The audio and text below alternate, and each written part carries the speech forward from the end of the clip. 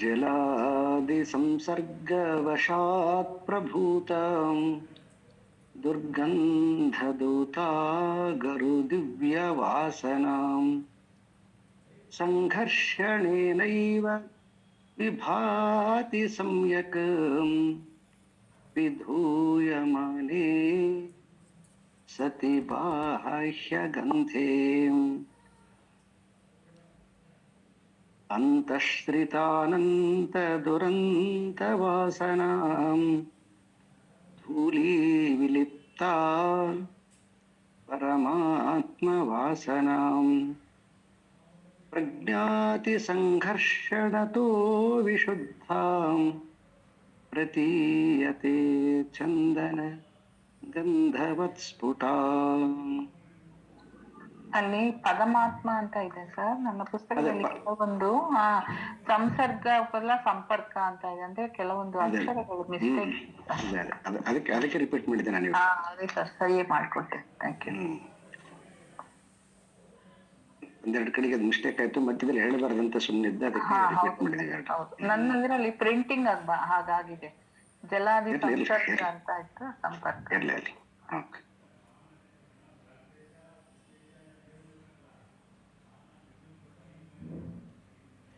ಅಂತಹ ಶ್ರಿತಾನಂತ ದುರಂತ ವಾಸನ.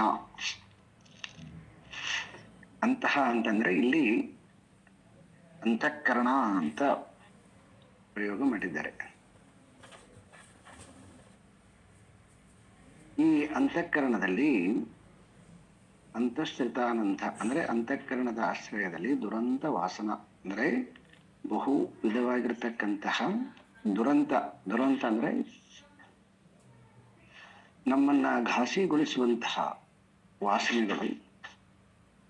ಆದರೆ ಅವು ನಮ್ಮನ್ನ ಘಾಸಿಗೊಳಿಸ್ತವಂತನೂ ಕೂಡ ನಮಗೆ ಪ್ರಜ್ಞೆ ಇಲ್ಲ. ಅದಕ್ಕೆ ಬಸವಣ್ಣವರು ಹರಕೆಗೆ ತಂದ ಕುರಿ ದೇವಸ್ಥಾನದಲ್ಲಿ ಕಟ್ಟಿರುವ ತೋರಣವ ಮೈದೊಡೆ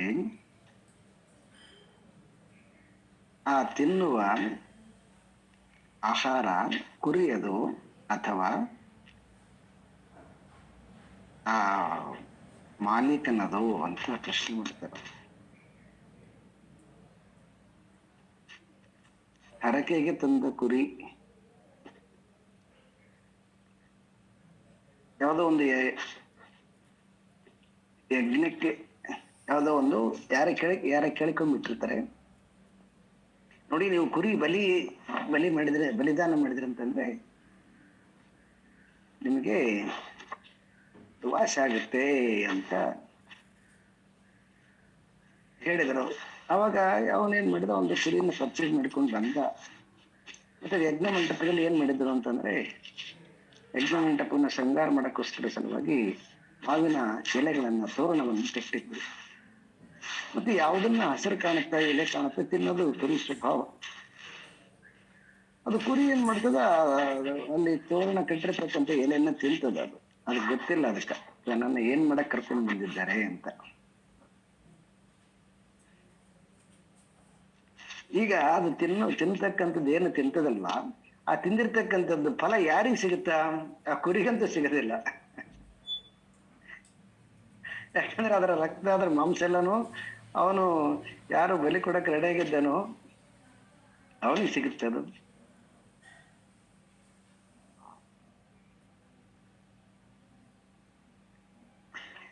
ಹಾಗೆ ಈ ನಮ್ಮ ಕೆಲವೊಂದು ಅಜ್ಞಾನ ಕಾಲದಲ್ಲಿ ನಾವು ತೆಗೆದುಕೊಂಡಿರ್ತಕ್ಕಂತಹ ಕೆಲವೊಂದು ನಿರ್ಧಾರಗಳು ನಮಗೆ ಜ್ಞಾನ ಬಂದ ಮೇಲೆ ಏನಾಗ್ತಾವಂದ್ರೆ, ನಮ್ಮನ್ನು ನಾವು ಎಷ್ಟೊಂದು ಬಲಿ ಕೊಟ್ಕೊಂಡ್ಬಿಟ್ಟಿದ್ದೀವಲ್ವಾ. ಅಂದ್ರೆ ಅದು ತಪ್ಪಂತ ಅನಿಸಿದವ್ರಿಗೆ ಈ ವಾಕ್ಯ, ಯಾರಿಗೆ ಅನಿಸೋದಿಲ್ವೋ ಅವ್ರಿಗೇನಿಲ್ಲ. ಇಟ್ ಇಸ್ ವೆರಿ ಕ್ಲಿಯರ್ ಗೊತ್ತಿತ್ತು. ಅದೇ ಸತ್ಯ.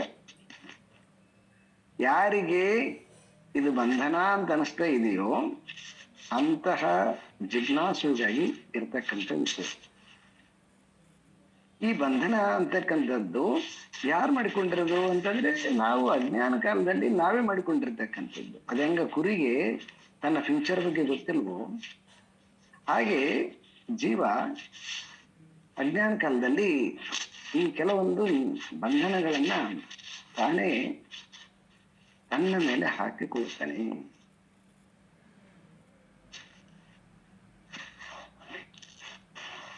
ಅವು ಏನಾಗ್ತವೆ ಅಂತಂದ್ರೆ ಯಾವಾಗ ನಮ್ಗೆ ಜ್ಞಾನ ಬಂದ ಮೇಲೆ ಅವು ಗೊತ್ತಾಗ್ತವೆ ಅವು ಎಷ್ಟು ನಮ್ಮನ್ನ ಹಿಂಸೆ ಮಾಡ್ತವೆ. ಅವು ಕೆಟ್ಟ ಗುಣಗಳಾಗ್ಬೋದು, ಒಳ್ಳೆ ಗುಣಗಳಾಗ್ಬೋದು, ಎಲ್ಲವೂ ಕೂಡ ಏನ್ ಮಾಡ್ತಾವ ಅಂತಂದ್ರೆ ಕೆಲವೊಂದು ಜವಾಬ್ದಾರಿಯಿಂದ ಕಟ್ಟಿ ಹಾಕ್ತವ, ಕೆಲವೊಂದು ಧರ್ಮದಿಂದ ಕಟ್ಟಿ ಹಾಕ್ತವ, ಇನ್ನು ಕೆಲವೊಂದು ಸ್ವಭಾವದ ಕಟ್ಟಿ ಹಾಕ್ತವೆ. ಸ್ವಭಾವ ಅಂತಂದ್ರೆ ನಾವು ಆಲ್ರೆಡಿ 3 ಗುಣಗಳ ಸ್ವಭಾವವಂತವರಾಗಿರೋದ್ರಿಂದ ಆವಾವ ಗುಣಗಳು ಆವಾವ ರೀತಿಯಲ್ಲಿ ಮನುಷ್ಯನನ್ನ ಕಟ್ಟಿ ಹಾಕ್ತವೆ. ಯಾವಾಗ ಅದು ಕಟ್ಟಿ ಹಾಕಿದಾಗ ಅವಾಗ ಅದೇನಾಗುತ್ತೆ, ಸುಗಂಧ ಇರಂಗಿಲ್ಲ, ಅದು ದುರ್ಗಂಧ ಆಗುತ್ತೆ.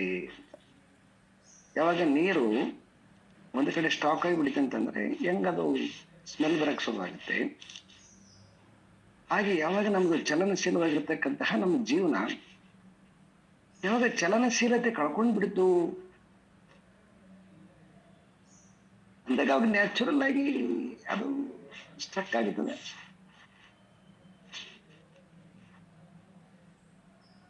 ಅವಾಗ ಇದಿರಂಗಿಲ್ಲ, ಏನು ಫ್ರೀಡಮ್ ಇರಂಗಿಲ್ಲ.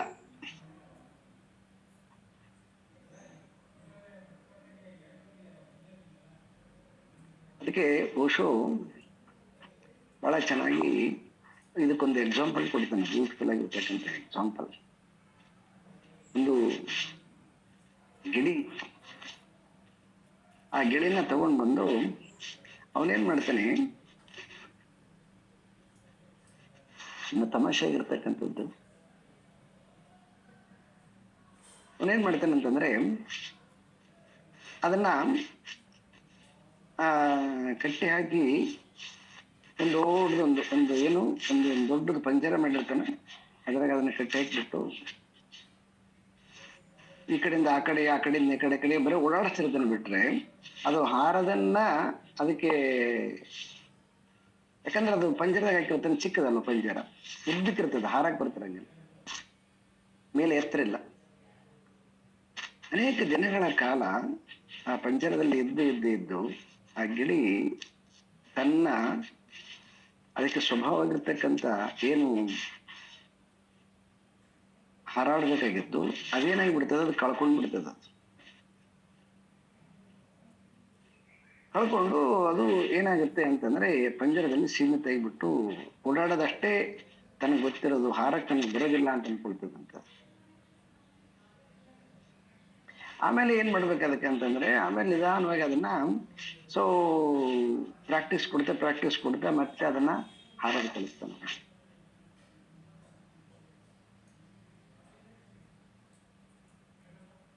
ಇವು ಎಲ್ಲ ಏನು ನಮ್ಗೆ ಕೆಲವೊಂದು ಅಜ್ಞಾನ ಕಾಲದಲ್ಲಿ ಮಾಡಿಕೊಂಡಿರ್ತಕ್ಕಂತಹ ನಿಯಮಗಳು, ಈ ಎಲ್ಲ ನಿಯಮಗಳು ಸ್ವತಂತ್ರವಾಗಿ ಜೀವನ ಮಾಡ್ಬೇಕಂತಾನೆ ತಗೊಂಡಿರ್ತಕ್ಕಂಥವು.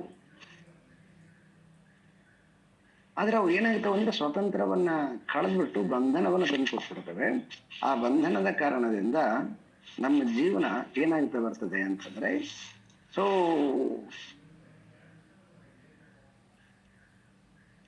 ಸೀಮಿತತೆ ಆಗಿಬಿಟ್ಟು ತನ್ನ ಅಪರಿಮಿತವಾಗಿರ್ತಕ್ಕಂಥದ್ದು ಪರಿಮಿತಿ ಒಳಪಟ್ಬಿಟ್ಟು ಅದು ತನ್ನನ್ನು ತಾನು ದುಃಖದಲ್ಲಿ ಆವಾಹನೆ ತನ್ನನ್ನು ತಾನೇ ಕೊಟ್ಟುಕೊಳ್ಳುತ್ತದೆ. ಅಂತಹ ಎಲ್ಲ ಸಂಗತಿಗಳನ್ನ ಇಲ್ಲಿ ಆಚಾರ್ಯ ಶಂಕರರು ಈ ಅಂತಃಕರಣದಲ್ಲಿ, ಅಂತಹ ಶ್ರೀಶಾವಂತಹ ಅಂತಃಕರಣದಲ್ಲಿರ್ತಕ್ಕಂತಹ ಈ ಏನು ವಾಸನೆಗಳಿದಾವ, ಈ ವಾಸನೆಗಳಿಗೆಲ್ಲ ಇರ್ತವೆ ದುರಂತ ವಾಸನ ಧೂಳಿ ವಿಲಿಪ್ತ. ಈ ಧೂಳಿನಿಂದ ಎಲ್ಲ ಮುಚ್ಕೊಂಡ್ಬಿಟ್ಟು ಏನ್ ಕಳ್ಕೊಂಡ್ಬಿಟ್ಟಿದ್ದೀವಿ ಅಂದ್ರೆ ಪರಮಾತ್ಮ ವಾಸನ. ಪರಮಾತ್ಮನ ವಾಸನೆಯನ್ನ ನಾವು ಮರ್ತು ಬಿಟ್ಟಿದ್ವಿ. ಪರಮಾತ್ಮನ ವಾಸನೆ ಅಂತಂದ್ರೆ, ಪರಮಾತ್ಮ ಅಂತಕ್ಕಂಥ ಅರ್ಥ ಅಂತಂದ್ರೆ ಆನಂದ, ಸ್ವಚ್ಛಂದ, ಅಸಂಗ, freedom, inner freedom. This are all quality ಪರಮಾತ್ಮ.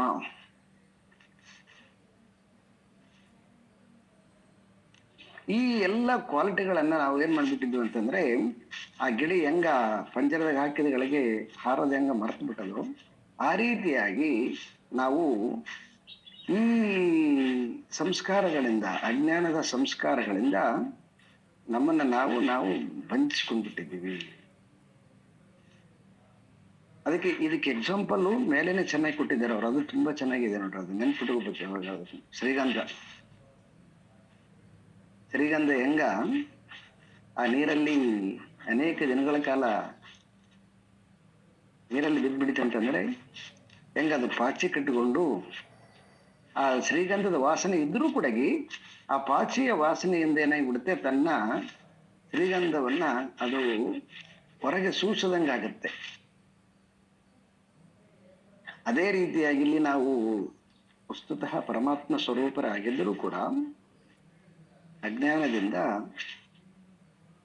ಈ ಜೀವದ ಸ್ವಭಾವಗಳನ್ನ ಆರೋಪ ಮಾಡಿಕೊಂಡು ಈ ಜೀವನವನ್ನ ದುರ್ಗಂಧ ಮಾಡಿಕೊಂಡಿದ್ದೇವೆ.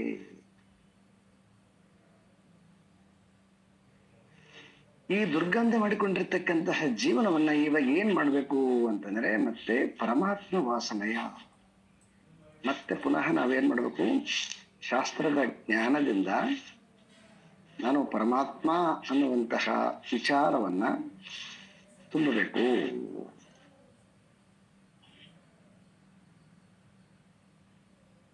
ಪ್ರಜ್ಞಾತಿ ಸಂಘರ್ಷಣತೋ ವಿಶುದ್ಧ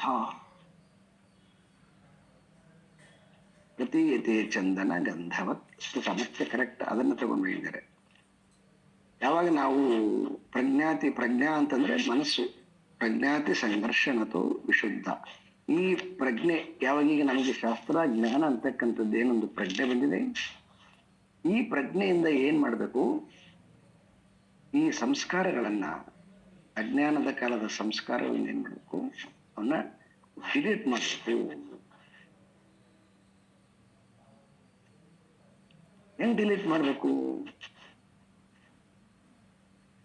ಮಾಡ್ಬೇಕಂತಂದ್ರೆ, ಈಗ ಯಾರ್ದೋ ಒಂದು ಮಗಳದು ಅಥವಾ ಮಗಂದು ಥಾಟ್ಸ್ ಬರ್ತದಂತಂದ್ರೆ, ಆ ಮಗನ ಜೊತೆಗೇನೋ ಮಗಳ ಜೊತೆಗೇನೋ ರಿಲೇಷನ್ ಕಟ್ ಮಾಡಿದ್ಬೇಕು, ಅದು ಡಿಲೀಟು ಅಂತ ಹೀಗೆ ಅರ್ಥ ಮಾಡ್ತಕ್ಕಂಥವ್ರು ಇರ್ತಾರೆ. ಯಾಕಂತಂದ್ರೆ ಹೊರಗಡೆಗೆ ಡಿಲೀಟ್ ಮಾಡೋದಲ್ಲ ಇದು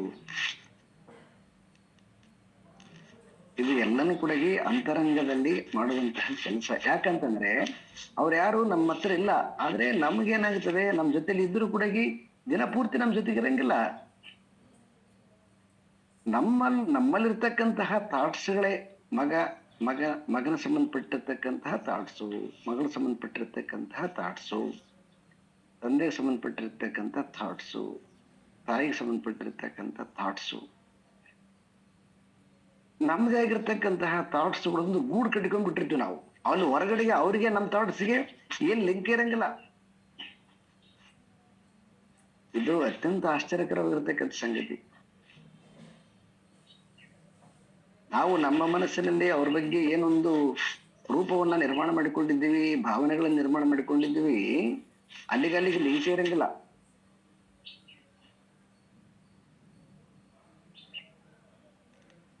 ಈ ಒಳಗಡೆಗೆ ಮನಸ್ಸಿನಲ್ಲಿ ತುಂಬಿಕೊಂಡಿರ್ತಕ್ಕಂತಹ ಈ ಥಾಟ್ಸ್ಗಳನ್ನ ಏನ್ ಮಾಡ್ಬೇಕು, ಸ್ವಲ್ಪ ಹೊತ್ತು ಧ್ಯಾನದಲ್ಲಿ ಕುಂತ್ಕೊಂಡಾಗ ಅದನ್ನ ಉಜ್ಜಬೇಕು ಅಂತಂದ್ರೆ ಅದೆಲ್ಲವೂ ಕೂಡ ಈ ಸಮಯದಲ್ಲಿ ಅದರ ಅವಶ್ಯಕತೆ ಇಲ್ಲ ಅನ್ನುವಂಥದ್ದು ನಮಗೆ ಸ್ಪಷ್ಟತೆ ಬರಬೇಕು. ಸ್ಪಷ್ಟತೆ ಬಂದಾಗ ಅವಾಗ ಅದೇನಾಗುತ್ತೆ ಪುನಃ ಅಂತಂದ್ರೆ,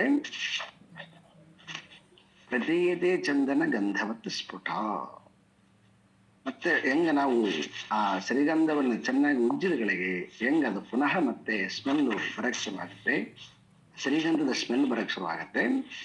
ಅದೇ ರೀತಿಯಾಗಿ ಯಾವಾಗ ನಾವು ಈ ನಮ್ಮ ಒಳಗಡೆ ಇರ್ತಕ್ಕಂತಹ ದುರ್ಗಂಧವನ್ನ ಬೀಸುವಂತಹ ದುರ್ಗಂಧಗಳಿಗೆ ಈಗ ನಾವು ಏಕಾಂತವಾಗಿ ಥಾಟ್ಸ್ ಇಂದ ಕುತ್ಕೋಬೇಕಂತ ಮಾಡಿದ್ದೀವಿ. ಅದರ ಥಾಟ್ಸ್ ಅಂತಕ್ಕಂಥದ್ದು ಆ ಸಮಯದಲ್ಲಿ ಮನೋವಿಕಾರ ಅಂತ ಕರಿತೀರ ಅದನ್ನ.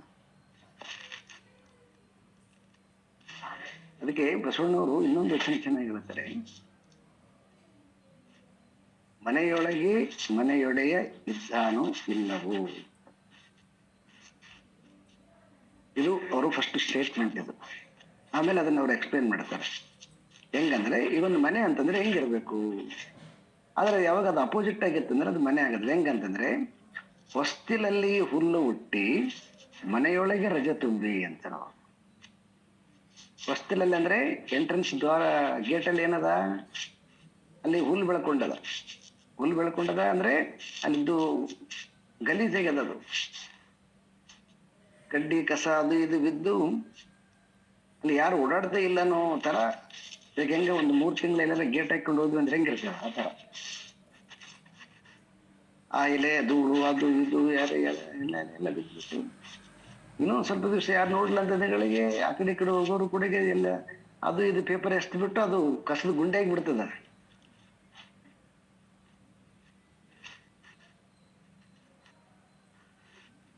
ಸೊ ಆ ರೀತಿಯಾಗಿ ಮನೆ ಮುಂದ ಅಷ್ಟು ನಿಮಗೆ ಡಸ್ಟ್ ತುಂಬಿಕೊಂಡಿತ್ತು, ಗಲೀಜ್ ತುಂಬಿಕೊಂಡಿತ್ತು ಅಂತಂದ್ರೆ, ಮತ್ತೆ ಮನೆ ಹೊರಗಡೆ ಹೆಂಗಾರ ಇರ್ಲಿ ಬಿಡು, ಮನೆ ಒಳಗಡೆಗೆ ಮತ್ತೆ ರಾತ್ರಿ 7 ಗಂಟೆಗೆ 8 ಗಂಟೆಗೆ ಲೈಟ್ ಆನ್ ಇಲ್ಲ, ಕತ್ಲಿದೆ. ಬೆಳಗ್ಗೆನೂ ಕೂಡ ಜಾನಿಲ್ಲ, ಕತ್ಲಿದೆ. ರಾತ್ರಿ ಎಲ್ಲ ಕತ್ಲಿದೆ, ಇಡೀ ದಿನ ಎಲ್ಲ ಕತ್ಲಿದೆ ಅಂತಂದ್ರೆ ಅರ್ಥ ಏನು? ಅದರಿಂದ ಏನ್ ತೋರಿಸ್ತದೆ? ಮನೆಯೊಳಗೆ ಮನೆಯೊಡೆಯ ಇಲ್ಲ ಅಂತ ತೋರಿಸ್ತದೆ ಅಂತ. ಇದು ನಮ್ಗೆಲ್ಲರಿಗೂ ಅರ್ಥ ಆಗತ್ತೆ. ಅದಾದ್ಮೇಲೆ ಅವರು ಈಗ ದೇಹಕ್ಕೆ ಬರ್ತಾರೆ. ತನುವಿನೊಳಗೆ ಹುಸಿ ತುಂಬಿ, ತನು ಅಂದ್ರೆ ದೇಹದಲ್ಲಿ ಏನದ ಹುಸಿ ತುಂಬಿಕೊಂಡದ, ಬರೀ ಸುಳ್ಳು ತುಂಬಿಕೊಂಡದ. ಮನದೊಳಗೆ ವಿಷಯ ತುಂಬಿ, ಮನಸ್ಸಿನಾಗ ಏನ್ ತುಂಬಿಕೊಂಡದ? ಬರೇ ವಿಷಯಗಳನ್ನು ತುಂಬಿಕೊಂಡದ. ಹೆಂಗ ಅಲ್ಲಿ ದೃಷ್ಟಾಂತದಲ್ಲಿ ಗೇಟಲ್ಲಿ ಕಸ ಇತ್ತು, ಮನೆಯಲ್ಲಿ ರಜೆ ಇತ್ತು ಅಂತಂದ್ರೆ ಹೆಂಗ ಮನೆಯೊಡೆ ಇಲ್ಲ ಅಂತ ಹೆಂಗ ಗ್ಯಾರಂಟಿ ಆಗ್ತದೋ, ಹಾಗೆ ತನುವಿನಲ್ಲಿ ಹುಸಿ ತುಂಬಿಕೊಂಡು ಮನದಲ್ಲಿ ವಿಷಯ ತುಂಬಿಕೊಂಡಿದ್ರೆ ಸ್ಪಷ್ಟವಾಗಿ ಗೊತ್ತಾಗುತ್ತೆ, ಈ ಮನೆ ಒಳಗಡೆಗೆ ಮನೆ ಒಡೆಯ ಇಲ್ಲ. ಯಾರು ಮನೆ ಒಡೆಯ? ಈ ಆತ್ಮ ಅಂತಕ್ಕಂಥದ್ದು ಮನೆಯೊಡೆಯ ಇಲ್ಲ. ಯಾಕಂದ್ರೆ ಇದು ತುಂಬ್ಕೊಂಡ್ಬಿಟ್ಟದಲ್ಲ, ಬರೇ ಮನದೊಳಗೆ ವಿಷಯನ ತುಂಬ್ಕೊಂಡ್ಬಿಟ್ಟಗಳಿಗೆ ನಾನು ಆತ್ಮ ಅಂತ ಯಾವಾಗ ನಮಗೆ ಅಲ್ಲಿ ಬರುತ್ತೆ? ಬರಕ್ ಸಾಧ್ಯನೇ ಇಲ್ಲ. ಹಾಗಾಗಿ ಅವರು ಡಿಕ್ಲೇರ್ ಮಾಡ್ತಾರೆ, ಮನೆಯೊಳಗೆ ಮನೆಯೊಡೆಯ ಇಲ್ಲ.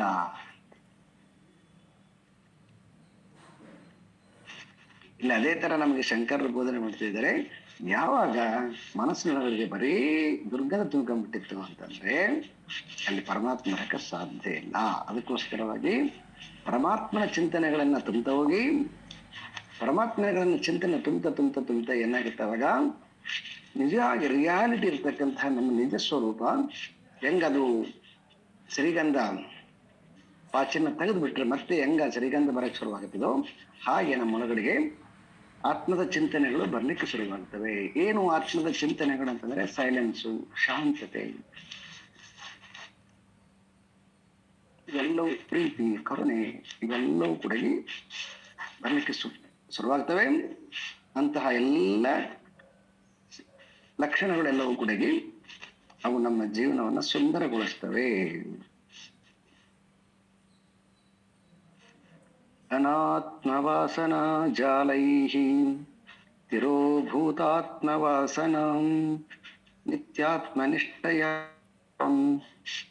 ನಾಶೇ ಭಾತಿ ಸ್ವಯಂ ಸ್ಫುಟಾಂ. ಅನಾತ್ಮ ವಾಸನ ಜಾಲೈಃ, ಪುನಃ ಮತ್ತೆ ಅದನ್ನೇ ಹೇಳ್ತಾರೆ ಅವರು. ಈ ಅನಾತ್ಮದ ವಾಸನೆ ಅಂದ್ರೆ ಈ ಅಜ್ಞಾನ ಕಾಲದ ವಾಸನೆಗಳನ್ನ ಏನ್ ಮಾಡ್ಬೇಕು? ತಿರೋಭೂತಾತ್ಮ ವಾಸನ. ಇವುಗಳನ್ನ ತಿರೋ ಅಂದ್ರೆ ಇದೆಲ್ಲವನ್ನ ತೆಗೆದುಹಾಕ್ಬೇಕು, ತಿರೋಭಾವ ಮಾಡ್ಬೇಕು, ಇದನ್ನ ತೆಗೆದುಹಾಕ್ಬೇಕು. ಇದನ್ನ ನಿತ್ಯ ಆತ್ಮನಿಷ್ಠೆಯ ತೇಷಾಂ, ನಿತ್ಯ ಆತ್ಮನಿಷ್ಠೆಯ ತೇಷಾಂ ನಾಶೇ ಭಾತಿ ಸ್ವಯಂ ಸ್ಫುಟ. ಅದಕ್ಕೆ ನಾವೇನ್ ಮಾಡ್ಬೇಕು, ನಿತ್ಯವಾಗಿರ್ತಕ್ಕಂತಹ, ಯಾವಾಗಲೂ ಇರ್ತಕ್ಕಂತಹ ಆತ್ಮನನ್ನ ವಿಚಾರಗಳನ್ನ ಪುನಃ ಪುನಃ ಪುನಃ ಪುನಃ ನಾವು ಪುಷ್ಟೀಕರಿಸ್ಬೇಕು. ಸ್ವಯಂ ಸ್ಫುಟ. ಅವಾಗ ಏನಾಗುತ್ತೆ ಅಂತಂದ್ರೆ ನಮ್ಮ ನಿಜವಾದ ಸ್ವರೂಪ ತನ್ನಿಂದ ತಾನೇ ವ್ಯಕ್ತವಾಗ್ತಾ ಬರ್ತದೆ.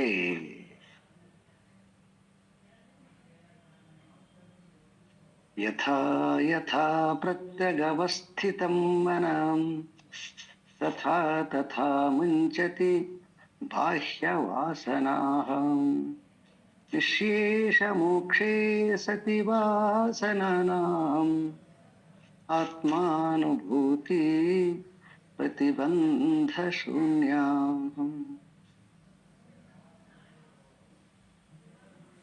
ಯಥಾ ಯಥಾ ಪ್ರತ್ಯಕ್ ಅವಸ್ಥಿತಂ ಮನಃ. ಯಥಾ ಯಥ ಅಂದ್ರೆ ಎಷ್ಟು ಎಷ್ಟು ಮನಸ್ಸು ಪ್ರತ್ಯಕ್ ಅವಸ್ಥಿತಂ ಮನಃ, ಯಾವಾಗ ಮನಸ್ಸು ಪ್ರತ್ಯಗಾತ್ಮನಲ್ಲಿ ನೆಲೆಗೊಳ್ಳುತ್ತದೋ ತಥಾ ತಥಾ ಮುಂಚತಿ ಬಾಹ್ಯ ವಾಸನ. ಅವಾಗವಾಗ ಯಾವಾಗವಾಗೆಲ್ಲ ನಾವು ಆತ್ಮನ ಚಿಂತನೆಗಳು ನಮ್ಮೊಳಗಡೆಗೆ ಹೆಚ್ಚಾಗುತ್ತಾ ಬರ್ತವೆ. ಆ ಜಸ್ಟ್ ಮೂಮೆಂಟು ತಥಾ ತಥಾ ಅವಾಗವಾಗ ಆ ಮುಂಚತಿ, ಆ ಮೊದಲಿರ್ತಕ್ಕಂಥ ವಾಸನೆಗಳೇನಾಗುತ್ತೆ ಬರ್ತಾವ, ಬಾಹ್ಯ ವಾಸನ, ಅವು ಹೊರಟೋಗ್ತಾ ಬರ್ತವೆ. ವಿಶೇಷ ಮೋಕ್ಷೆ ಸತಿ ವಾಸನಾನಂ. ವಿಶೇಷ ಮೋಕ್ಷೆ ಅಂತಂದ್ರೆ ಆ ವಾಸನೆಗಳಿಂದ ಬಿಡುಗಡೆ ಆಗ್ಬೇಕು.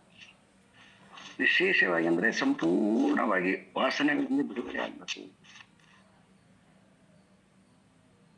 ಶೂನ್ಯ ಅಂತಂದಗಳಿಗೆ ಅಲ್ಲಿ ಕಂಪ್ಲೀಟ್ ಆಗಿ ವಾಸನೆ ಇಲ್ಲದೆ ಇರತಕ್ಕಂತಹ ಸ್ಥಿತಿ. ಮತ್ತೆ ಶೂನ್ಯ ಅಂದಗಳಿಗೆ ಏನೇನು ಅರ್ಥ ಮಾಡಿಕೊಳ್ಳೋದು ಬೇಡ. ಸಂಪೂರ್ಣವಾಗಿ ವಾಸನೆ ಇಲ್ಲದೆ ಇರತಕ್ಕಂತಹ ಸ್ಟೇಟಸ್ಸು, ಅದು ಎರಡು ರೀತಿಯಿಂದ ಕರಿಬಹುದು. ವಾಸನೆಗಳು ಬಿದ್ದೋದು, ವಾಸನೆಗಳಿಗೆಲ್ಲವೂ ಮೋಕ್ಷ ಅಂದ್ರೆ ಬಿಡುಗಡೆ ಆಯಿತು ಅಂತ ಅರ್ಥ. ಯಾವಾಗ ವಾಸನೆಗಳು ಬಿದ್ದು ಹೋಗ್ತಾವ ಅವಾಗ ಆ ಸ್ಥಿತಿ ಏನದಲ್ವ ಅದು ಕೇವಲ ಸ್ಥಿತಿ ಇರ್ತದೆ.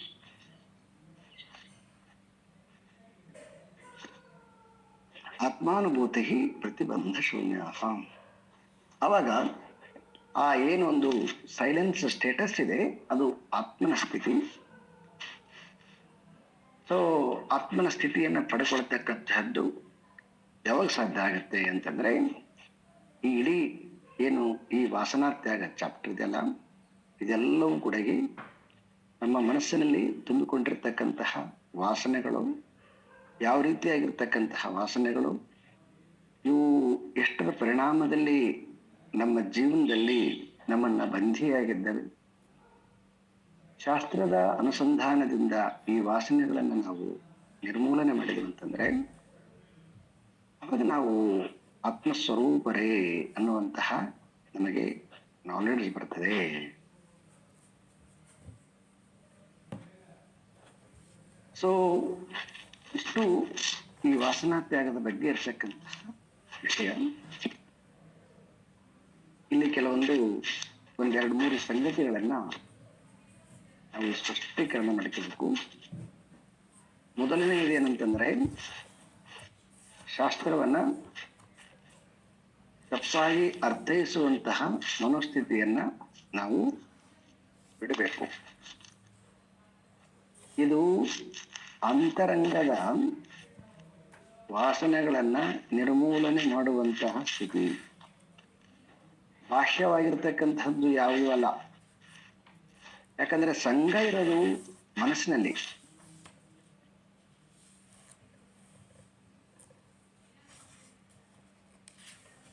ಮುಖ್ಯವಾಗಿ ನಮಗೆ ತಿಳ್ಕೋಬೇಕಾಗಿರ್ತಕ್ಕಂಥದ್ದು ಸಂಘ ಇರೋದು ಮನಸ್ಸಿನಲ್ಲಿ. ವ್ಯಕ್ತಿ ಜೊತೆಗೆ ಸಂಘ ತುಂಬಾ ಕಡಿಮೆ ಇರ್ತದ. ನಾವು ಮನುಷ್ಯನ ಜೊತೆಗೇನೆ ತುಂಬಾ ಸಂಘ ಮಾಡಿಕೊಂಡಿರ್ತೇವೆ.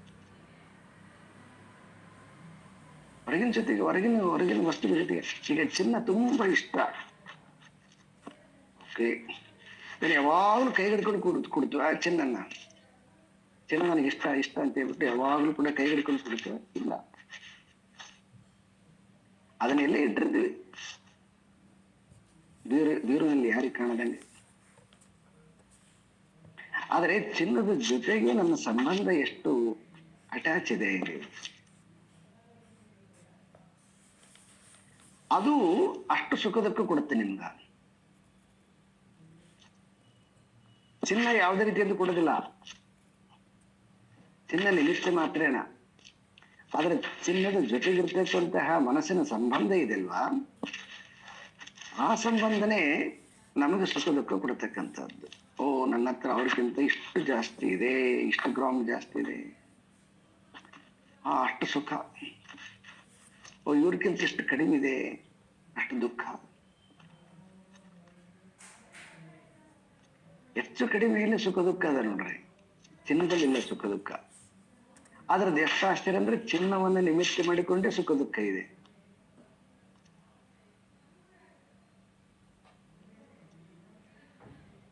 ಹೇಗೆ ಒಂದು ಚಿನ್ನವೋ ಅದೇ ರೀತಿಯಾಗಿ ನಾವು ಯಾವುದ್ರ ಜೊತೆಗೆ ಅಟ್ಯಾಚ್ ಆಗಿದ್ದೀವಿ, ಆ ಎಲ್ಲ ಸಂಗತಿಗಳು ನಮಗೆ ಸುಖ ದುಃಖಗಳನ್ನು ಕೊಡ್ತವೆ. ನಮ್ಮ ಆ ಸಂಘದಿಂದ ಆಗ್ತಕ್ಕಂಥದ್ದು ಇದೆಲ್ಲ. ಅಂದ್ರೆ ಇವನ್ನೆಲ್ಲನೂ ಬಿಡಬೇಕು ಅಂತ ಅರ್ಥ ಅಲ್ಲ, ಆದ್ರೆ ಒಂದು ಸ್ವಲ್ಪ ಹೊತ್ತು ಎಲ್ಲವನ್ನ ಬಿಟ್ಟು ಒಂದು ಸ್ವಲ್ಪ ಪಕ್ಕಕ್ಕೆ ಸರಿದು ಬಿಟ್ಟು ಒಂದು ಕುತ್ಕೊಳ್ತಕ್ಕಂಥ ಒಂದು ಮನಸ್ಸಿನಲ್ಲಿ ಒಂದು ಜಾಗ ಸ್ಥಾಪನೆ ಮಾಡಬೇಕು. ಹೆಂಗ ಒಂದು ಮೂರ್ತಿಯನ್ನ ಪ್ರತಿಷ್ಠಾಪನೆ ಮಾಡ್ಬೇಕಂದ್ರೆ ಹೆಂಗ ಸಂಪೂರ್ಣವಾಗಿ ಶುದ್ಧಿ ಮಾಡಿ ಮೊದಲೇನ್ ಮಾಡ್ತಾರೆ, ಶುದ್ಧಿ ಮಾಡ್ತಾರೆ.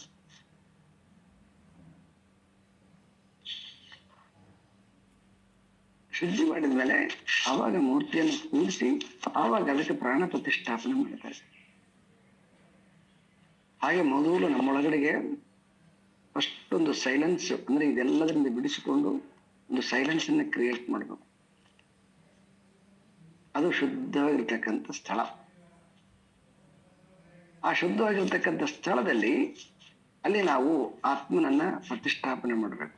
ಆತ್ಮನನ್ನ ಪ್ರತಿಷ್ಠಾಪನೆ ಮಾಡ್ಬೇಕಂತಂದ್ರೆ ಆತ್ಮದ ಸ್ವಭಾವ ಏನು? ಶಾಂತ ಸ್ಥಿತಿ. ಕೇವಲ ವಿಷಯಗಳಿಲ್ಲದೆ ಸಂತೋಷವಾಗಿ ಕುಳಿತುಕೊಳ್ತಕ್ಕಂತಹ, ಹೆಂಗ ನಾವು ಸುಷುಪ್ತಿಯಲ್ಲಿ ಇಂದ್ರಿಯ ಮನದ ವ್ಯಾಪಾರ ಇಲ್ಲದೆ ಇದ್ದಾಗ ಹೆಂಗ ನಾವು ಆನಂದವಾಗಿರ್ತೀವಿ, ಅದೇ ರೀತಿಯಾಗಿ ಜಾಗೃತದಲ್ಲಿ ಆ ಸುಷುಪ್ತಿಯ ಅನುಭವವನ್ನ ಮಾಡಬೇಕು. ಅದನ್ನು ನಿಧಿಧ್ಯಾಸನ ಅಂತ ಕರೆದದನ್ನು.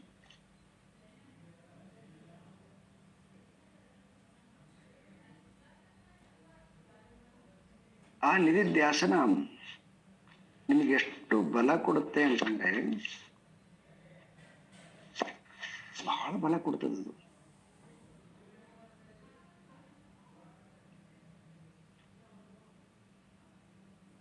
ಬಹಳ ಬಲ ಕೊಡ್ತದದು.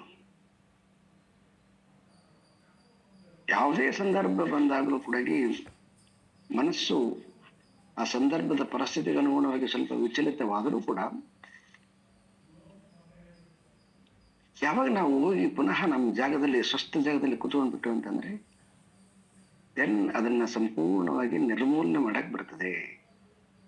ಇದು ನಮಗೆ ಶಾಸ್ತ್ರದಿಂದ ಸಿಗುವಂತಹ ಆತ್ಯಂತಿಕವಾಗಿರ್ತಕ್ಕಂತಹ ಪರಮ ಸಂಪತ್ತು. ಯಾರು ಈ ಸಂಪತ್ತನ್ನ ಸಿದ್ಧಿ ಮಾಡಿಕೊಳ್ತಾನೆ ಅವನು ಜೀವನದಲ್ಲಿ ಸುಖಿಯಾಗಿರ್ತಾನೆ. ಯಾರು ಈ ಸಂಪತ್ತನ್ನ ಬಿಟ್ಬಿಟ್ಟು ಬರೀ ಬಾಹ್ಯ ಸಂಪತ್ತಿನಲ್ಲೇ ಮುಳುಗಿಬಿಡ್ತಾರೆ, ಆ ಬಾಹ್ಯ ಸಂಪತ್ತುಗಳು ಯಾವಾಗಲೂ ಕೂಡ ನಮಗೆ ಆತ್ಯಂತಿಕವಾಗಿರ್ತಕ್ಕಂತಹ ಶಾಂತಿಯನ್ನು ಕೊಡ್ಲಿಕ್ಕೆ ಸಾಧ್ಯ ಇಲ್ಲ. ಯಾಕಂತಂದ್ರೆ ಅವು ಎಲ್ಲಿ ಕಳೆದೋಗುತ್ತವೆ, ಎಲ್ಲಿ ಹೊರಟೋಗುತ್ತವೇನು, ಎಲ್ಲಿ ನಮ್ಮ ಕೈ ತಪ್ಪಿಬಿಡುತ್ತೇನಂತ ಯಾವಾಗಲೂ ಕೂಡ ಆ ವಸ್ತುವನ್ನು ಹಿಡ್ಕೊಳ್ಳೋದ್ರಲ್ಲಿ ಮನಸ್ಸು ಯಾವಾಗಲೂ ತವಕ ಪಡ್ತಾನೆ ಇರ್ತದೆ. ಹಾಗಾಗಿ ಯಾವುದೇ ಹೊರಗಿನ ವಸ್ತುಗಳನ್ನ ಹಿಡ್ಕೊಳ್ಳಾರದನೆ ನಮ್ಮ ಒಳಗಡೆ ಆತ್ಮನನ್ನ ನಾವು ಯಾವಾಗ ಗಟ್ಟಿಗೆ ಹಿಡ್ಕೊಳಕ್ ಬರ್ತದೆ, ಆವಾಗ ಬಾಹ್ಯವಾಗಿರ್ತಕ್ಕಂತಹ ಎಲ್ಲ ಭೀತಿಗಳು, ಸಂದೇಹಗಳು, ಸಂಶಯಗಳು ಎಲ್ಲ ಕಳಿಸ್ತಾ ಬರ್ತವೆ. ಆ ಕಾರಣದಿಂದ ಈ ವಾಸನ ತ್ಯಾಗ ಅಂತಕ್ಕಂಥದ್ದು ಬಹಳ ಅತ್ಯಂತ ಶ್ರೇಷ್ಠವಾಗಿರ್ತಕ್ಕಂತಹ ಒಂದು ಪ್ರಾಕ್ಟೀಸಿಗೆ ಅನುಕೂಲವಾಗಿರ್ತಕ್ಕಂತಹ ಸಬ್ಜೆಕ್ಟ್ ಇದು. ಸೊ ನಮ್ಮ ಲೈಫಲ್ಲಿ ಯಾವುದೋ ಪುಣ್ಯವಶಾತ್ ಈ ಚಿಂತನೆ ಮಾಡುವಂತಹ ಒಂದು ಅವಕಾಶ ದೊರಕಿದೆ. ಈ ಅವಕಾಶವನ್ನ ನಾವು ನಿತ್ಯ ಅಂತರಂಗದಲ್ಲಿ ಒಂದಿಷ್ಟು ಸಿದ್ಧಿ ಮಾಡಿಕೊಳ್ತಾ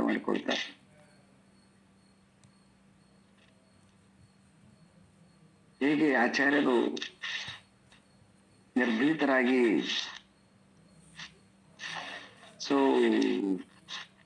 ಧರ್ಮ ಪ್ರತಿಷ್ಠಾಪನೆ ಮಾಡಿದರು ಸಿದ್ಧಾಂತವನ್ನ, ಹೆಂಗ್ ಸಾಧ್ಯ ಆಯ್ತು? ಅವ್ರಲ್ಲಿರ್ತಕ್ಕಂತಹ ಆತ್ಮಶಕ್ತಿ.